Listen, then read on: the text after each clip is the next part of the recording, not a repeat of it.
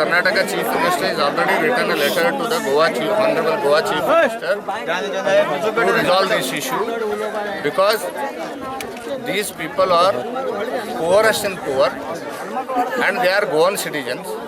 Since from last 60 years they are staying here. Whatever law you are saying, all laws will very clearly says that rehabilitation has to be given.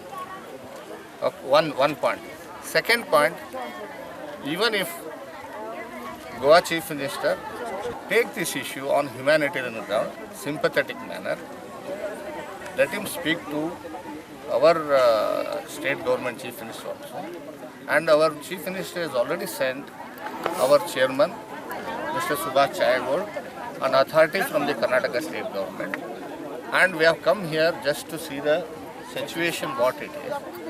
And what we saw, it is like, it's a humanitarian disaster has happened here. So I request immediately to take a step. See, you want to apply CRZ law only to these 157 houses. Why?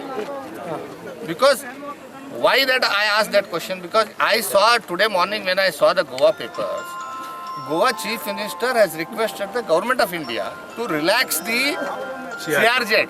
Why? Because the CRZ, if they apply the CRZ law, it is affecting the Goa development. So that is what I am requesting. Why you are applying that law to here only?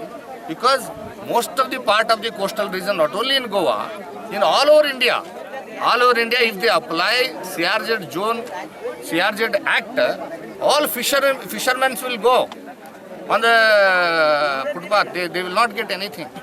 Our government is ready to help, I will tell you. Rehabilitation giving to these people is the duty of the Goa government. It's not the duty of the Karnataka government. Okay, because they are Goan citizens.